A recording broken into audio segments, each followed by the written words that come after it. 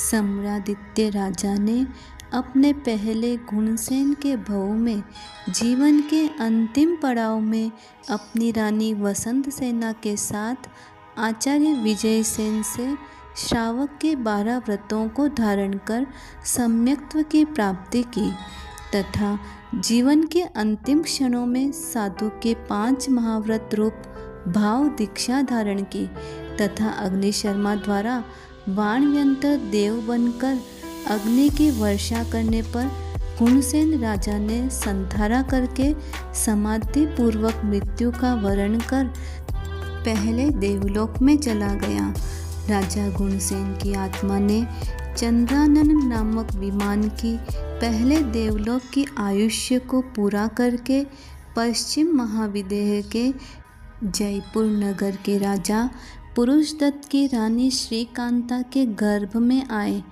रानी श्रीकांता ने अर्धरात्रि के समय सपने में सिंह शिशु को अपने मुख से प्रवेश कर अपने पेट में समाते हुए देखा और वह जागृत हो गई। महारानी श्रीकांता शीघ्र ही शय्या से उठकर पुरुषदत्त राजा के शयन कक्ष में गई और उसने अपना स्वप्न सुनाया। राजा ने कहा, देवी, तुमने स्वप्न में सिंह को देखा है, इसलिए तुम सिंह के समान परम पराक्रमी तेजस्वी पुत्र को जन्म दोगी। श्रीकांता रानी ध्यानपूर्वक गर्भस्थ शिशु का संरक्षण करती है और धर्म आराधना में लीन रहती है। गर्भकाल पूर्ण होने पर रानी ने सुंदर सौम्य पुत्र रत्न को जन्म दिया। रानी की प्रमुख दासी शुभंकरिका ने आकर राजा को शुभ समाचार सुनाया और पुत्र जन्म की बधाई दी। बधाई हो महाराज, बधाई हो। राजपुत्र के जन्म पर बधाई हो। राजा ने सुवर्ण अलंकारों से दासी को सम्मानित किया। राजा ने हर्षोल्लास पूर्वक पुत्र का जन्मोत्सव मनाया और राजकुमार का नाम सिंह कुमार रखा। यह सिंह कुमार ही गुणसेन राजा की आत्मा है। जयपुर नगर विदेह में पुरुषदत्त है राय। रानी श्रीकांता का सुत सिंह कुमार चित चाय। सिंह कुमार चित चाय। राजकुमार सिंह चंद्रमा की कलाओं की तरह बढ़ने लगा। कुशाग्र बुद्धि संपन्न राजकुमार जब युवावस्था में आया तो वह शीघ्र ही शास्त्र कला और शस्त्र कला में निपुण हो गया। उसके मित्र भी धार्मिक और संस्कारी थे। श्रीकांता रानी का भाई लक्ष्मीकांत बहुत पराक्रमी और सद्गुणी राजा था। राजा पुरुषदत्त भी लक्ष्मीकांत से बड़े ही मित्रतापूर्ण व्यवहार करते थे। लक्ष्मीकांत के एक पुत्री थी कुसुमावली, जो 64 कलाओं में निपुण थी। दोनों परिवारों में घनिष्ठ संबंध होते हुए भी कुसुमावली और सिंह कुमार आपस में कभी मिले नहीं थे। एक बार राजकुमारी कुसुमावली नगर के बाहर उपवन में अपनी दासी प्रियंकरा के साथ क्रीड़ा कर रही थी। उसी समय प्रियंकरा की दृष्टि एक सुंदर नौजवान नवयुवक पर पड़ी और वह उसे पहचान गई। प्रियंकरा ने कहा, राजकुमारी जी, आप जानती हैं इन्हें, ये राजकुमार सिंह हैं, महाराज पुरुषदत्त के पुत्र हैं। पहली ही नज़र में राजकुमार सिंह उस राजकुमारी के मन मंदिर में बस गया। प्रियंकरा दासी ने राजकुमार सिंह का अभिवादन किया और कहा, राजकुमार, आपका स्वागत है। राजकुमार, यह आपके मामा लक्ष्मीकांत और आपकी मामी मुक्तावली की लाडली बेटी कुसुमावली है। उसी समय एक वृद्ध पुरुष ने आकर कहा, राजकुमारी, आपको महारानी याद कर रही है। महारानी जी ने आपको बुलाया है। कुसुमावली शीघ्र ही प्रियंकरा के साथ राजमहल आ गई और माँ को प्रणाम करके अपने दंतवलिपिका महल में विश्राम करने चली गई। अपने शयन कक्ष में लेटे लेटे राजकुमारी अपने मन मंदिर के देवता सिंह कुमार की कल्पना में खो गई। राजकुमारी ने आज पूरे दिन ना भोजन किया और ना ही कोई साज श्रृंगार किया।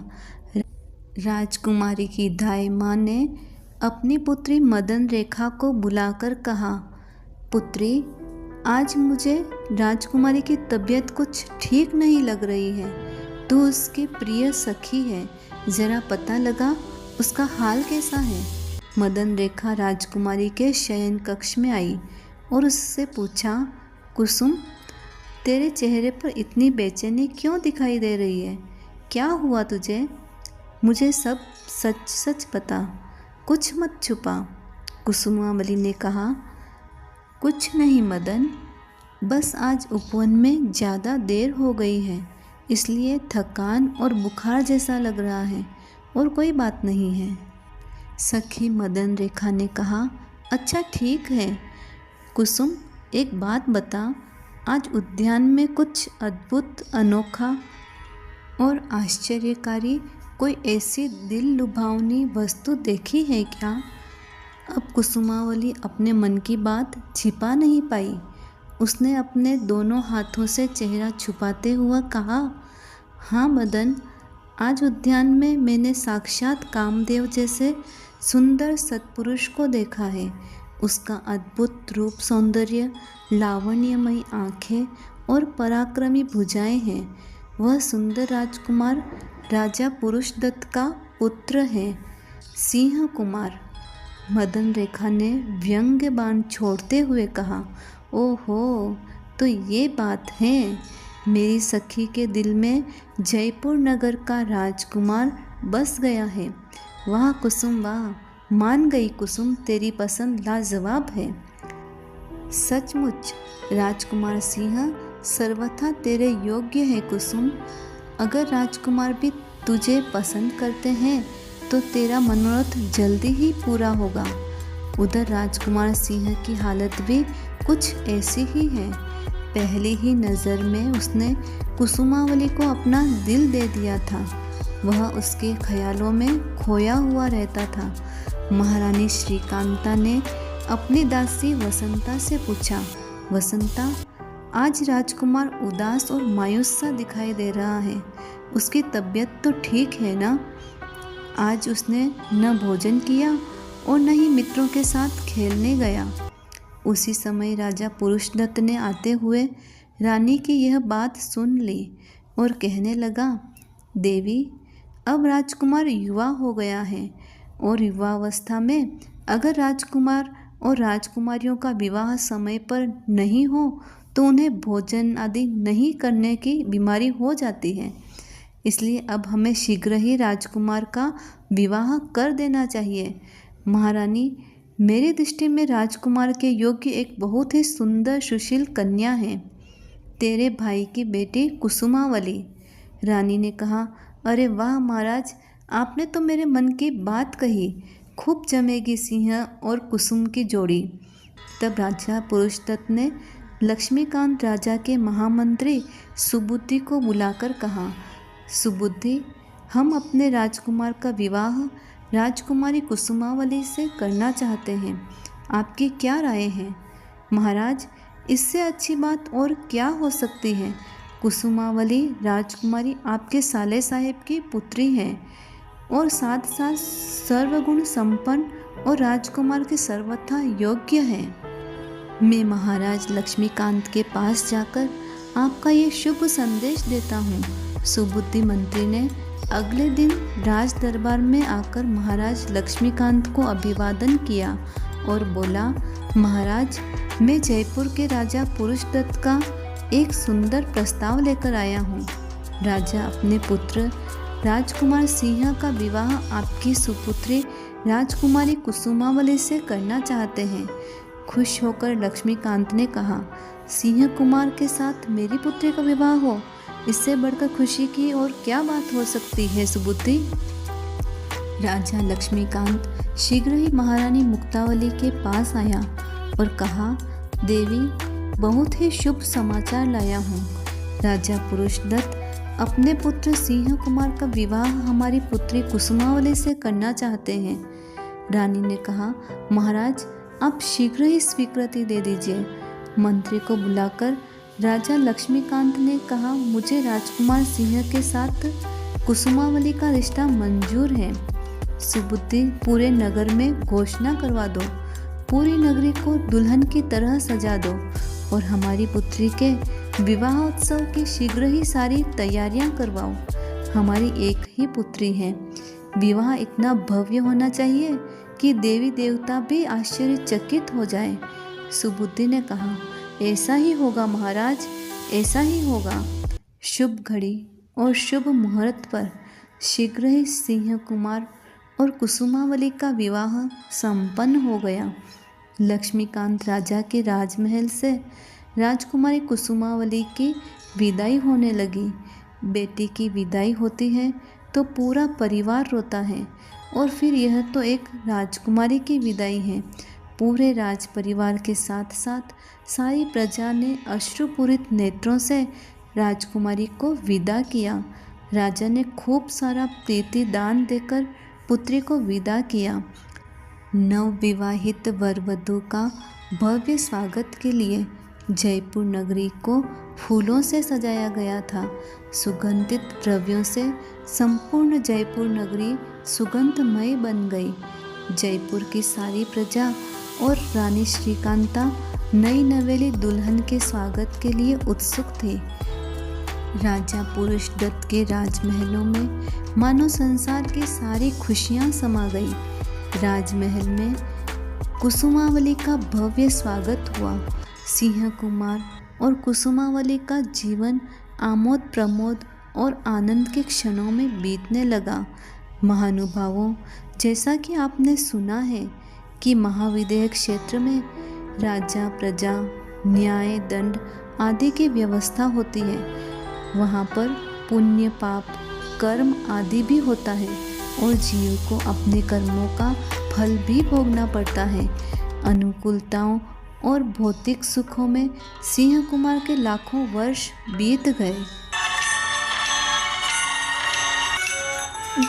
सब कला प्रवीण भये, होता सुखद संजोग।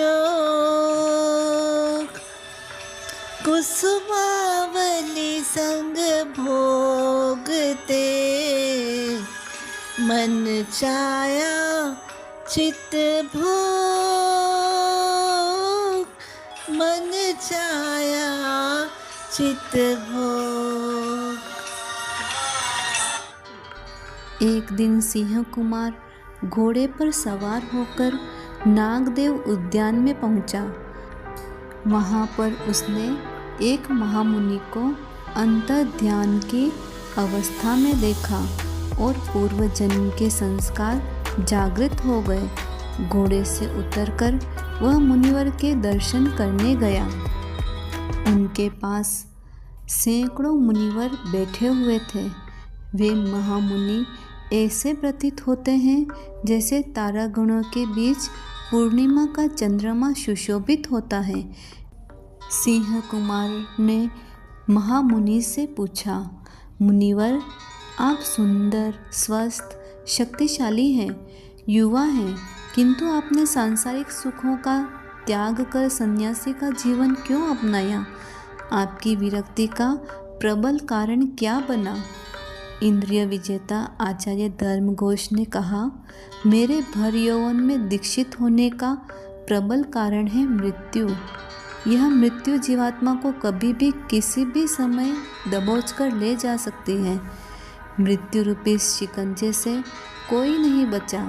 इसलिए मनुष्य भव को सार्थक करने के लिए आत्मकल्याण करना आवश्यक है।